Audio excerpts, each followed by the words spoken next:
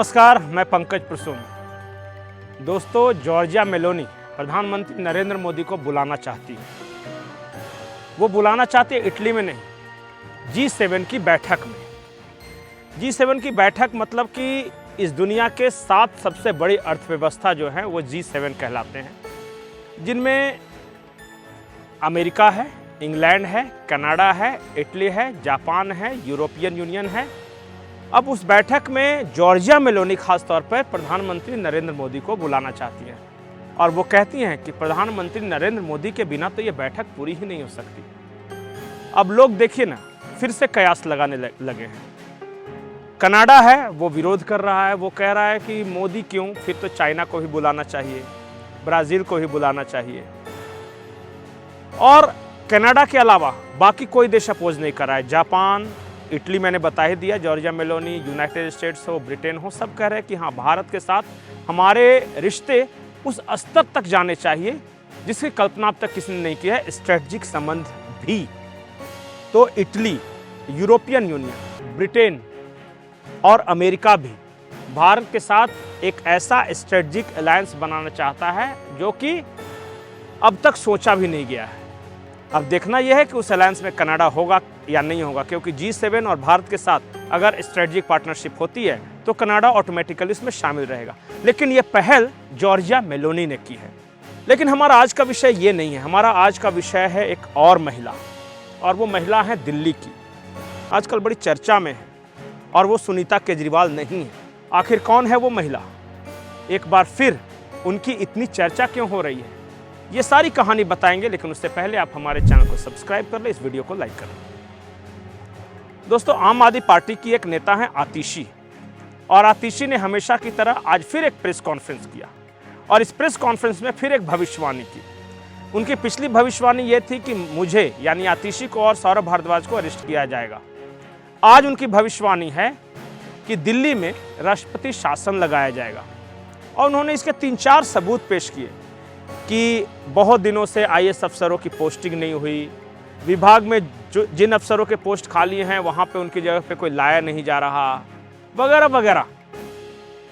लेकिन पिछले 2 press conference में आतिशी ने जो भविष्यवाणियाँ की हैं, जैसे कि आतिशी और सौरभ भारद्वाज जेल जाएंगे, दिल्ली में राष्ट्रपति शासन लगेगा, इसे भविष्यवाणी नहीं कहा जाता, इसे डर कहा जाता है, या अंदाज़ा लगाना कहते हैं कि ऐसा मैंने किया है तो ये तो हो ही जाएगा। जैसे आतिशी को अंदाजा है कि उन्होंने कुछ गलत किया है तो उन्हें पता है कि जेल चले जाएंगे। सौरभ भारद्वाज के बारे में भी आतिशी ने कहा कि वो भी जेल जाएंगे। एक दुर्गेश पाठक का नाम लिया, मतलब वो श्योर है कि इन तीनों ने कुछ गड़बड़ किया है, कम से कम एक बार ईडी को इनसे पूछताछ करनी चाहिए। तो ये भविष्यवाणी नहीं थी, ये श्योरिटी थी कि इन्हें जेल जाना है। और दूसरी बात कि वो कह रही हैं कि राष्ट्रपति शासन लगेगा, तो जाहिर तौर पर अरविंद केजरीवाल जेल से लंबे वक्त तक दिल्ली का शासन नहीं चला पाएंगे। अभी तो फिलहाल जिद पे हैं कि चलाऊंगा, लेकिन चला नहीं सकेंगे। तो जब चला नहीं सकेंगे तो उनके पास 2 ऑप्शन है, या तो किसी नेता को चुन ले अपनी जगह पे मुख्यमंत्री, और अगर नेता नहीं चुनेंगे तो राष्ट्रपति शासन तो ऑटोमेटिक लगेगा।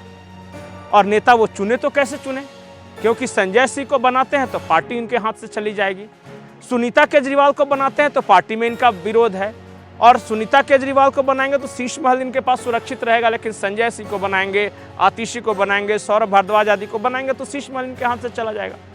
जिस शीश महल को इतने अरमानों से बनाया है, जिसके कम्बोर्ड तक के सिलेक्ट किए गए हैं कि रिमोट से कहाँ से गर्म पानी आता है, कहाँ से ठंडा आता है, कहाँ से सेंसर वो उठता है, कहाँ से बैठता है, कहाँ से फव्वारा निकलता है, उतने प्रिय कम्बोर्ड को छोड़कर केजरीवाल आसानी से चले जाएं, क्या ये संभव है? कहाँ रिमोट लगा हुआ पर्दा, कहाँ रिमोट से चलने वाला कम्बोर्ड, कहाँ रिमोट से चलने वाला दरवाज़ा, पंखा, और इस शीश महल को छोड़कर वो दूसरे को उसमें बैठने देंगे, और वो भी अपनी पार्टी के किसी नेता को? मुझे नहीं लगता कि केजरीवाल ऐसा करेंगे।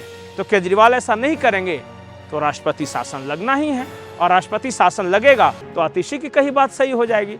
तो आतिशी देखेगा बाद में कहेगी कि हमने तो पहले ही कहा था कि हमें जेल भेजा जाने वाला है, क्योंकि उन्हें पता है वो जेल जाएंगी। और फिर वो कहेंगे हमने तो पहले ही कहा था कि राष्ट्रपति शासन लगने वाला है, तो ये तो उनको पता ही है कि राष्ट्रपति शासन लगेगा। तो आतिशी की भविष्यवाणी या उनका आकलन, सटीक आकलन, आप इसे क्या कहेंगे, कमेंट सेक्शन में जरूर बताएं। नमस्कार। देखिए, अरविंद केजरीवाल जी की गिरफ्तारी एक फर्जी केस में बिना किसी सबूत के हुई है। क्यों? क्योंकि ये दिल्ली की चुनी हुई सरकार गिराने की एक साजिश है। अब हम पिछले कुछ महीने से हो रहे कई कदमों को देखते हैं तो ये समझ में आ रहा है कि ये एक सोची समझी साजिश है। पिछले कुछ महीने से दिल्ली में कोई अफसर नहीं पोस्ट हो रहे, दिल्ली के अंदर कोई ट्रांसफर पोस्टिंग नहीं हो रही है। जब से चुनाव की घोषणा हुई है, अफसरों ने मीटिंगों में आना बंद कर दिया है। हमने देखा है कि पिछले एक हफ्ते से एलजी साहब बार बार बेबुनियाद चिट्ठियां एमएचए को लिख रहे हैं। मुख्यमंत्री के निजी सचिव को हटाया गया है। ये सारे इस बात के लक्षण हैं कि दिल्ली की चुनी हुई सरकार को गिराने की कोशिश हो रही है। आप लोग समय से बात करते होंगे, क्या ये संभव है कि राष्ट्रपति शासन लगाया जाए ऐसे में, जबकि आपने 2 महीने पहले फ्लोर टेस्ट में बहुमत साबित किया?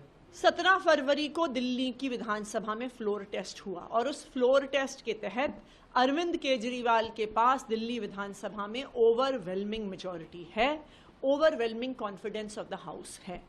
लेकिन ये ओवरवेलमिंग मेजॉरिटी होने के बाद भी क्यों साजिश रची जा रही है दिल्ली की चुनी हुई सरकार को गिराने के लिए? क्योंकि ये अरविंद केजरीवाल के काम रोकने की साजिश है। ये फ्री बिजली रोकने की साजिश है, ये फ्री पानी रोकने की साजिश है, ये तीर्थ यात्रा रोकने की साजिश है, ये महिलाओं की बस यात्रा रोकने की साजिश है।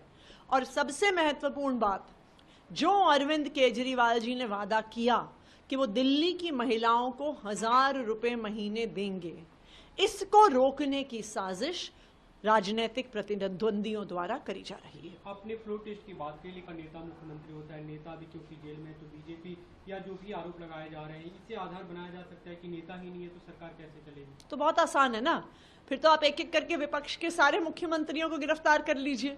फिर आप कहिए कि संवैधानिक संकट आ गया इसलिए अब सरकार गिरानी पड़ेगी। ये भारतीय जनता पार्टी की एक पॉलिटिकल कॉन्स्पिरेसी है और इस पॉलिटिकल कॉन्स्पिरेसी के तहत ही अरविंद केजरीवाल जी की गिरफ्तारी हुई है और इसी कॉन्स्पिरेसी के तहत दिल्ली की चुनी हुई सरकार को गिराने की कोशिश हो रही है। और बार बार ये बात पूरी दिल्ली के अंदर भारतीय जनता पार्टी के लोग कह रहे हैं, अखबारों के अंदर लगातार ये बात छप रही है कि भारतीय जनता पार्टी की केंद्र सरकार दिल्ली में राष्ट्रपति शासन लगाने की तैयारी कर रही है। इससे साफ हो जाता है कि जो बार बार एमएचए को चिट्ठी लिखी जा रही है, मंत्री का इस्तीफा हो गया ईडी के डर के, तो कह रहे नहीं जी ये भी संवैधानिक संकट खड़ा हो जाएगा।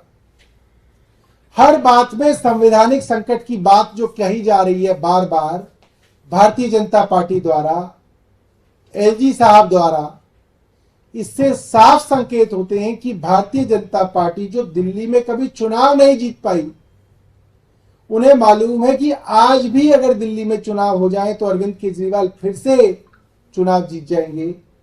इसीलिए एक षड्यंत्र के तहत दिल्ली में राष्ट्रपति शासन लगाने की तैयारी भारतीय जनता पार्टी की केंद्र सरकार कर रही है।